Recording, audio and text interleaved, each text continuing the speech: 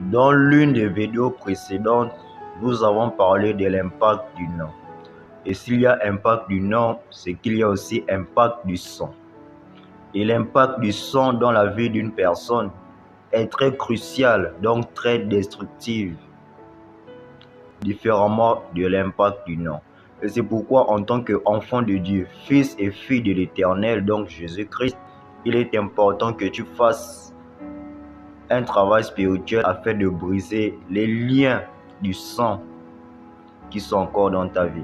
Car les liens du sang ne sont que les liens parentaux, ancestraux, depuis tes ancêtres et tout.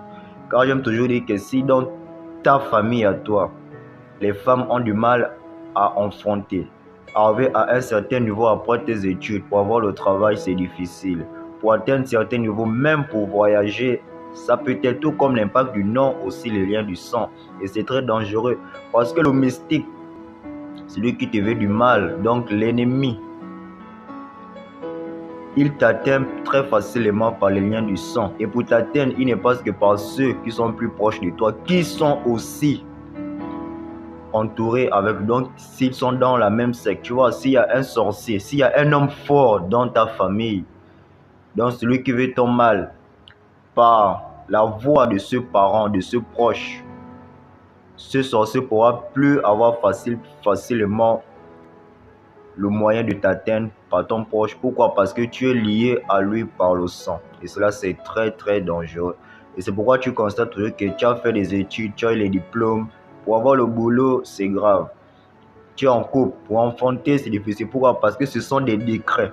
Ce sont des décrets familiaux qui, depuis des générations passées, depuis l'époque de tes grands-parents, même depuis l'époque de ton père et ta mère, parce que eux, pour avoir certaines bénédictions dans la vie, il y a des sacrifices qu'ils ont fait, il y a des pactes qu'ils ont fait, il y a des alliances, ou d'autres même suivent encore toujours la continuité qu'ont fait leurs aïeux afin de réussir.